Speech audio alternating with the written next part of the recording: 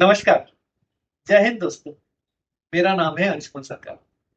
दोस्तों, 3 साल से रशिया और यूक्रेन का जो है ये जंग चल रहा है। हजारों में लोग मारे गए हैं। इंफ्रास्ट्रक्चर तबाह हो चुका है। अब एक नया सवाल उठ के खड़ा हो रहा है कि क्या ये यूक्रेन जो है एक राष्ट्र बना रहेगा या यूक्रेन के पार्टीशन होने वाले हैं। क्या दोस्तों, आप लोगों ने सही सुना? क्या यूक्रेन के पार्टीशन होने वाले हैं? क्यों? क्योंकि ना देखिए, अभी इस महीने से देखा जा रहा है कि रशिया ने जो है ना जंग में अपना मोमेंटम जो है उसने वापस पा लिया है। और उस तरफ क्या है, जो पश्चिमी देश जो यूक्रेन को सपोर्ट कर रहे हैं, नेटो अमेरिका वगैरह, उनका जो सपोर्ट जो है वो भी कमजोर पड़ रहा है। और ऊपर से कुछ यूरोप के या अमेरिका के जो लीडर्स वो ये भी तक मतलब सोच रहे हैं कि वो एक नया मैप ड्रॉ करे यूक्रेन का, और यूक्रेन के जो है विभाजन करके एक मैप को ड्रॉ करने की कोशिश कर रहे हैं। उधर जेलेंस्की जो है वो क्या बोल रहे हैं कि भैया वो स्पीचेस में यूनिटी की बात कर रहे हैं कि हम यूनाइटेड होना चाहिए। नेटो को बोल रहे हैं कि भैया हमें और भी एक्टिव रहना चाहिए, हमें जंग लड़ना चाहिए। भैया ये तो तुम बोल रहे हो क्योंकि ना कुर्सी में बने रहना है।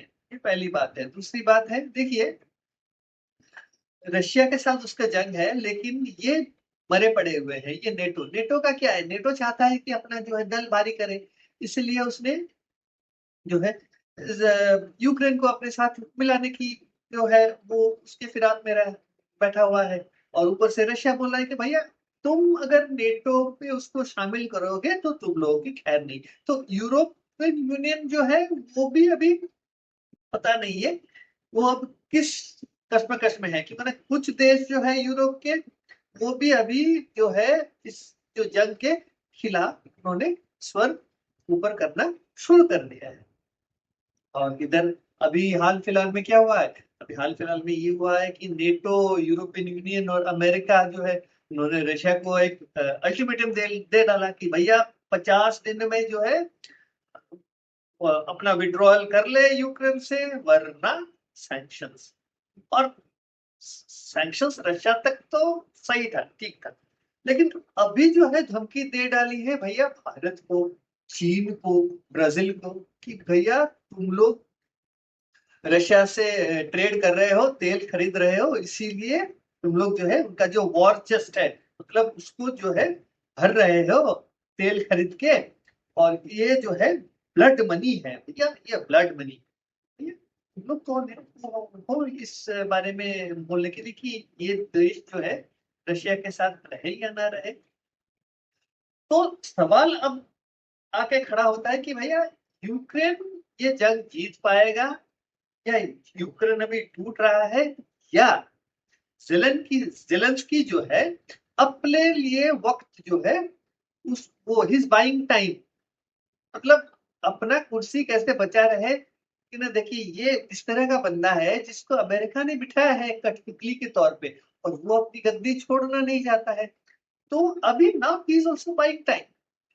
तो आगे बढ़ने से पहले अगर आप लोगों ने चैनल को सब्सक्राइब नहीं किया है तो चैनल को जरूर सब्सक्राइब कीजिए। और अगर आपको वीडियो अच्छा लगे तो वीडियो को जरूर लाइक कीजिए और दोस्तों के साथ भी शेयर कीजिए। तो जैसे मैंने अभी पहले कहा कि मैंने बताया ना कि रशिया जो है अभी जंग में वापस दोबारा से आ गया है। ये हुआ आपका जुलाई 8 और 9 के बीच, जो रात के समय में जो रशिया ने 728 जो ड्रोन्स मारे ना यूक्रेन के ऊपर, उससे बिल्कुल यूक्रेन की हालत खराब कर दी रशिया ने। देखिए, ये जो रशिया ने मारी थी ये एआई एनेबल्ड जो ड्रोन्स थी, शाहिद क्या कुछ बोलते हैं। ये क्या है, ये नाइट विजन और डिकॉय जो है फ्लेयर्स वगैरह यूज करके उसने इस्तेमाल करा था। तो ये एकदम टैक्टिकल जो थे ड्रोन्स, और एकदम टारगेट पे हिट हुई। तो इससे क्या हुआ कि उसकी सारी चीजें तबाह हो गई। ऊपर से अभी पिछले हफ्ते ही रशिया ने और एक दावा किया है कि रशिया उसने जो है आपका जो उनका जो यूक्रेन का जो ड्रोन कमांड सेंटर, उसको भी, उसके भी छितरे उड़ा दिए हैं। दो चार दिन पहले की बात है ये। देखिए रशिया थोड़ा सा सहमा गया, मतलब पीछे हट गया था जब पता नहीं वो डिकॉयज थे कि रशियन एयरक्राफ्ट से, जो कि एकदम बर्बाद किए थे एक ड्रोन अटैक में यूक्रेन। बस उसके बाद हमने यूक्रेन से कोई कुछ बड़ा एक देखा नहीं, जो जंग में कुछ एक बड़ा कुछ किया है उसने रशिया के ऊपर। और ऊपर से ये भी कहा जाता है कि यूक्रेन का जो अभी काउंटर अटैक है, बोलते हैं कि हर रोज वो 60 से 90 मीटर ही आगे वो बढ़ रहा है जंग में। तो ये कहा जाता है कि भैया फर्स्ट वर्ल्ड वॉर के टाइम में भी जब ट्रेंच में से फाइटिंग होती थी, तब के जमाने में भी इतना स्लो जंग नहीं लड़ रहे थे। आज के जमाने में जो यूक्रेन लड़ रहा है, जब टेक्नोलॉजी इतना एडवांस हो चुका है, तो इससे क्या हुआ है, इससे जो है कुछ ईस्टर्न फ्रंट में जो जगह है, जैसे कि पॉक्रोफ्स्क, कुपियांस्क, ये जो जगह है, उनके ऊपर अभी बड़ा प्रेशर पड़ रहा है। ये हुआ क्यों है? अब रशिया, सॉरी, यूक्रेन जो है, अब यूक्रेन आगे क्यों नहीं बढ़ पा रहा है? देखिए यूक्रेन का भी अब हमें समझना पड़ेगा कि यूक्रेन को जो है लगभग 70,000 के करीब जो है उसके जो सैन्य है, जो सैनिक है, वो मारे जा चुके हैं इस जंग में, और करीबन 1,20,000 लोग घायल हो चुके हैं। जी हाँ। और अभी यूक्रेन ने क्या करा हुआ है, पार्लियामेंट में उसने एक लॉ पास कर दिया फटाफट से कि भैया 60 साल तक लोगों को रिक्रूट किया जाएगा, जंग में भेजा जाएगा। भैया 60 साल की उम्र तक। अभी जो है यूक्रेन के एवरेज जो उम्र के सोल्जर्स हैं, कहा जाता है 42 है, और 42 का उम्र बहुत ज्यादा होता है। सोल्जर्स 18 से 30-35 तक बड़ा अच्छा लड़ सकते हैं, लेकिन उसके बाद जो है कैपेबिलिटीज भी कम हो जाती है। तो अब जो है यूक्रेन का क्या है, अभी यूक्रेन का जो फ्रंट लाइन में जो है, उसका जो रेस्पॉन्स जो है वो बिल्कुल कम हो गया है। अभी मैं पढ़ रहा था की पोस्ट में एक बताया जा रहा था कि इनके यहाँ जो ट्रेंच में रोटेशन होता है ना, पहले वीकली होता था कि ट्रेंच में जो सोल्जर्स रहेंगे उनका वीकली रोटेशन होता है। अब कहा जाता है कि अब क्वार्टरली, मतलब 15 दिन में एक बार जो है रोटेशन होगा। तो ये बड़ा अजीब है यार, इसमें तो वॉर में तो फटीग बहुत ज्यादा होता है, बहुत जल्दी होता है। तो कितने दिन एक 42 की उम्र का एक एवरेज है, तो कितने दिन वो खींच सकते हैं जंग में? और कहा जाता है कि अभी जो 18 से 25 के बीच में जो वो रिक्रूटमेंट करना चाहते हैं, जो भी पढ़ रहे हैं या पढ़ चुके हैं जो लड़के, वो उनको इंसेंटिव्स भी ऑफर किया जा रहा है, लेकिन कोई जो है आर्मी में शामिल होना नहीं चाह रहा है। भैया अपना जंग क्यों गवाए? किसी और के लिए लड़ रहा है ये जेलेंस्की, किसी और के सपने पूरे करने के लिए लड़ रहा है ये जेलेंस्की। भाई नेटो में शामिल होना है, वो सोच रहा है कि अगर नेटो में यूक्रेन शामिल हो जाता है तो he will be president for life. उम्र कम है ना, तो एम्बिशन बहुत ज्यादा है, तो ये है। लेकिन 70,000 लोग ऑलरेडी मारे जा चुके हैं, 1,20,000 लोग घायल हो चुके हैं। तो इससे तो सीख पानी चाहिए कि भैया जो हुआ सो हुआ, एक कॉम्प्रोमाइज कर ले रशिया के साथ नहीं। इसका जो है एम्बिशन है कि वो बना रहे कैसे यूक्रेन का प्रेसिडेंट।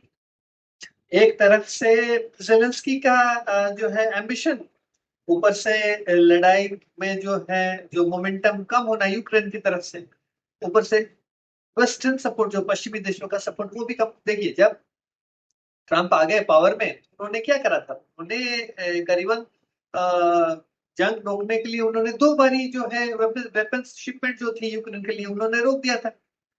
तो वो भी एक इम्पैक्ट पड़ा। ऊपर से जेलेंस्की का व्यवहार जो था ट्रंप के साथ, वो भी कोई एक शोभनीय व्यवहार तो था नहीं।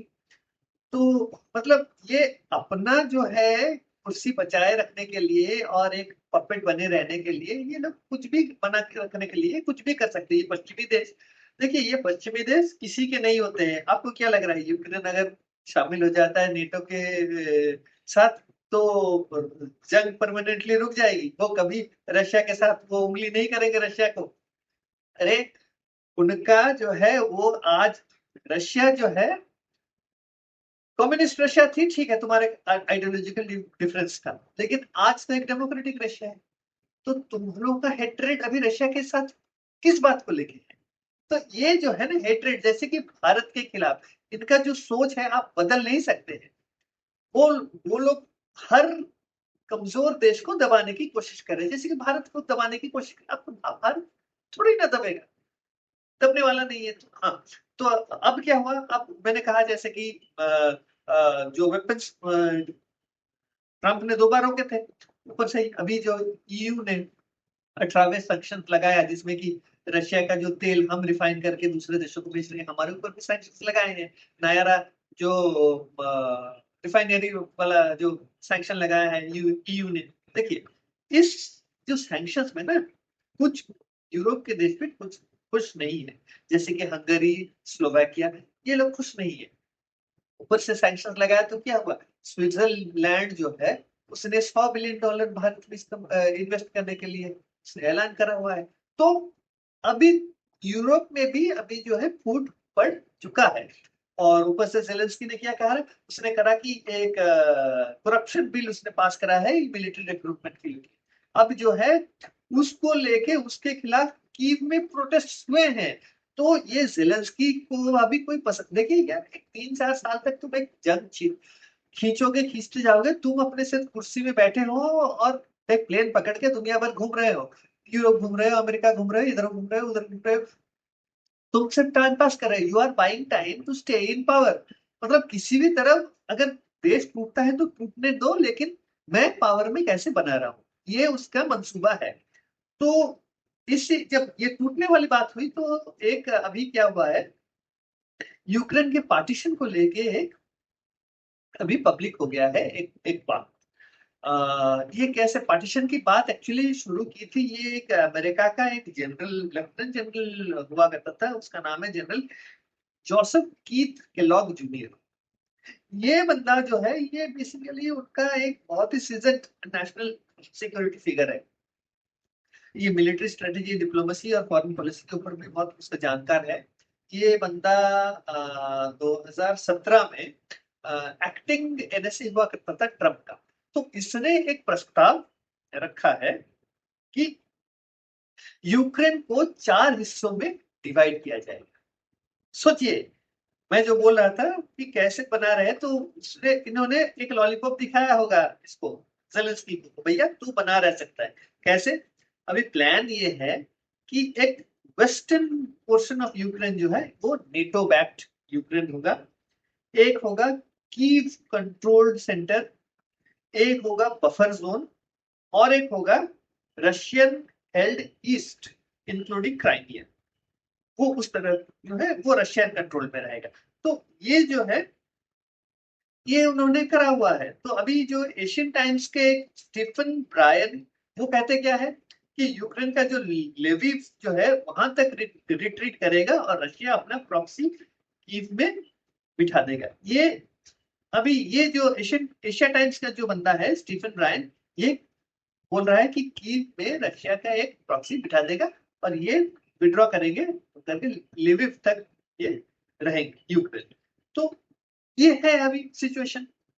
अब अगर पार्टीशन होता है तो क्या होगा, तो पार्टीशन अगर होता है तो रशिया जो है बिल्कुल ब्लैक सी को डोमिनेट करेगा। और ये जो रशिया का सॉरी नेटो का जो ईस्टर्न रीजन है, अब जब अगर रशिया ब्लैक सी को कंट्रोल करता है तो अभी जो है आपका नेटो का जो ईस्टर्न साइड है वो वल्नरेबल हो जाएगा ओपन टू रशिया। तो ये है। तो और ऊपर से क्या है, अगर ये पार्टीशन होता है तो यूरोपियन यूनियन के अंदर जो है रिफ्यूजी का जो इन्फ्लक्स बिल्कुल बढ़ जाएगा। कहा जाता है कम से कम 15 लाख रिफ्यूजीज आ जाएंगे यूरोप के ऊपर। वैसे भी इस्लामिक देशों से तो भरे भर भर रिफ्यूजीज अभी बैठे हुए हैं यूरोपियन यूनियन के देशों में। अब ये आके वहां पे घुसेंगे, तो इससे बेहतर है कि यूक्रेन का जो टेम्पररी मेंबरशिप है इसको रद्द करो और नेटो में, और इसको अपने हाल छोड़ दो भैया, जो टेरिटरी रशिया के पास है रशिया के पास रहने दो, और जैसे यूक्रेन है वैसे रहने दो। लेकिन जो है नेटो का है कि नहीं भैया, अभी प्रेस्टीज इशू बना लिया है इन लोगों ने कि नहीं, हम जंग हार जाएंगे, वो भी पुतिन से, ये हो नहीं सकता। इसीलिए तो 50 दिन का अल्टीमेटम दिया हुआ है। देखिए, यूक्रेन का जो है वो भी अपना जो टेक्नोलॉजिकल इनोवेशन करके अपने कैसे भी वो सर्वाइवल की बात कर रहा है। जैसे कि उसने अपना ब्रेव वन वन जो है, उसने एक 1,500+ स्टार्टअप्स उसने बिल्ड किए हुए हैं, जहाँ पे बैटलफील्ड ड्रोन्स, लेजर टारगेटिंग और ऑटोनोमस कॉम्बैट बॉट्स, तो ये सारी चीजें मैन्युफैक्चर करने की कोशिश कर रहा है। इस साल वो बोल रहा है कि 30,000 लॉन्ग रेंज वाले जो ड्रोन वो बनाएगा, जो कि करीबन 40% जो टैक्टिकल डिमांड है वो कवर करेगा, वो बोल रहा है। अब देखिए, अभी इनोवेशन कर रहा है अपने सर्वाइवल के लिए भैया। टेक, ये ड्रोन वगैरह के इनोवेशन करके सर्वाइवल, तुम और क्या कर सकते हो? हर चीज तो बंद हो गया है, अब you will become dependent on other Nations. और ये लोग तुम्हारा जो है, तुम्हारा बोझ कितने दिन तक उठा सकते हैं? करीबन तो 4 साल होने को आए हैं। तो देखिए, जेलेंस्की का ये कहना है कि यूरोप थक नहीं सकता है, हम सबके लिए लड़ाई कर रहे हैं भाई। तुम सबके लिए लड़ाई नहीं कर रहे हो, तुम उनको झांसा दे रहे हो कि भैया अगर पुतिन आ जाता है यूक्रेन के भीतर तो यूरोप के लिए खतरा है। वही डरा डरा के तुम ये लड़ाई, अपनी जंग चला रहे हो और कुर्सी में बैठना चाहते हो। ठीक बात है। ऊपर से दूसरी तरफ पुतिन क्या बोल रहे हैं? पुतिन ये बोल रहे हैं कि भैया, ये इसके पास कोई स्ट्रेटेजी ही नहीं है, ये सिर्फ बेफालतू की बात कर रहा है। पुतिन को अब समझ आ गया है, जब 50 दिन की अल्टीमेटम इन्होंने दिया हुआ है, इसका मतलब ये है कि और कुछ बचा ही नहीं है ये जेलेंस्की के पास, और यूरोपियन यूनियन और नेटो अब कुछ उखाड़ भी नहीं सकते हैं। अगर इस बार जो उखाड़ेंगे तो बहुत आसान होने वाला है। जैसे कि मैंने अभी कहा ही है कि देखिए, अब जो है 50 दिन मतलब काउंटडाउन शुरू हो चुका है। 50 दिन, अभी 1-2 दिन, 3-4 करके अभी काउंटडाउन शुरू हो रहा है, मतलब 50, 49, 48, 47 ऐसे ही। तो अब काउंटडाउन जब शुरू हो चुका है कि 50 दिन का अल्टीमेटम नेटो, ईयू और अमेरिका ने दिया हुआ है। कहा है कि भैया तुम वापस चले जाओ रशिया, वरना तुम्हारे ऊपर सैंक्शंस। अब देखिए, रशिया को तुम लोगों ने डराया धमकाया कि तुम लोगों ने भारत को अपने लपेटे में क्यों लिया, चीन को अपने लपेटे में क्यों लिया, ब्राजील को अपने लपेटे में क्यों लिया? भाई ये लोग अपना इंडिपेंडेंट जो है न्यूट्रल पॉलिसी, ट्रेड पॉलिसी चला रहे थे, तो इसको तुम लोग क्यों इनडायरेक्ट सपोर्ट मान रहे हो भैया? यूरोपियन यूनियन तेल खरीद सकता है रशिया से। देखिए, तर्क है, अमेरिका कैसे अलाउ कर रहा है, तर्क सुनिए। यूरोपियन यूनियन, तुम तेल खरीद सकते हो रशिया से जब तक तुम आर्म्स बेचोगे यूक्रेन को। क्या लॉजिक है ये, क्या है? एक यूरोप का देश जब तक यूक्रेन को आर्म्स बेचेगा तब तक वो रशिया से तेल खरीद सकता है। अजीब है ये देखिए, ये कोई कूटनीति नहीं है, ये एक्चुअली प्रेशर बनाने की टैक्टिक्स है। अब भारत को, चीन को और ब्राजील को, इनके ऊपर जो है सैंक्शंस के जो है धमकी देना, और भारत के नायरा रिफाइनरी के ऊपर सैंक्शंस लगाना। तो ये क्या कर रहे हैं ये लोग? They are actually dividing the world into two parts, मतलब दो शिविरों में ये बांट रहे हैं। अभी अमेरिका एक नेटो के साथ मिलकर एक शिविर बना रहा है, और ग्लोबल साउथ जो है भारत, चीन, ब्राजील, फिर आगे चल के रशिया, ईरान, ये सारे इकट्ठे हो जाएंगे, जो ब्रिक्स नेशंस जिसे कहा जाता है। अभी 9-10 देश हैं। देखिए, ब्रिक्स के जो नेशन है वो कम से कम 39% जो है ग्लोबल इकोनॉमी को कंट्रोल करती है।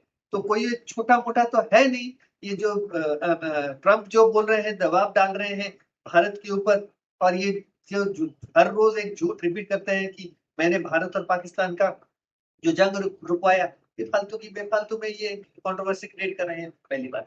दूसरी बात देखिए, अब कल उन्होंने फिलीपींस के प्रेसिडेंट जो मार्कस फर्डिनेंड जूनियर से मिले। उसके बाद उन्होंने क्या कहा कि मैं चाइना जाऊंगा, मैंने मुझे चाइना ने इनवाइट करा हुआ है। देखिए, अगर चाइना वो जाएंगे मतलब ट्रम्प हैज ब्लिंक्ड फर्स्ट। चाइना का प्रेशर उनको सबसे संभला नहीं जा रहा है। चाइना इतना बड़ा प्रेशर डाल चुका है कि वो रेंगते हुए अभी चाइना के पास जाएंगे, कॉम्प्रोमाइज करेंगे। उन्हें ट्रेड में वो खत्म कर दिया है चाइना ने। इसका मतलब क्या है? चाइना रिकवर कर चुका है, अमेरिका को खत्म कर रहा है। अब भारत से वो वही कर रहे हैं। अभी प्रधानमंत्री मोदी आज गए यूके के लिए जा रहे हैं और या जा चुके हैं। तो यूके का जो फ्री ट्रेड एग्रीमेंट अगर हो जाता है, ऊपर से दूसरे देशों के साथ हमारा तो ट्रेड अभी चल रहा है यूरोपियन देश, तो देखते हैं अभी जो है ये शिविर में बैठा उन्होंने जो डिवाइड करा हुआ है ना, कल को अगर यूक्रेन डिवाइड हो जाता है तो जो है उसके बाद जो है ना और ज्यादा कंफ्यूजन बढ़ेगा, तो दुनिया के में ही बड़ा एक कंफ्यूजन हो जाएगा। तो देखते हैं अभी ये जो सिचुएशन है ये प्रिल्यूड है क्या world war, third world war के लिए एक सिचुएशन है। इसको जितनी जल्दी डिफ्यूज किया जाए सबसे बेहतर वही होगा। और इसमें अमेरिका को पीछे हटना पड़ेगा। अमेरिका ऐसे दबाव नहीं डाल सकता है और नेटो को जो है इसका जो यूक्रेन का जो मेंबरशिप उससे भी भूल जाना चाहिए।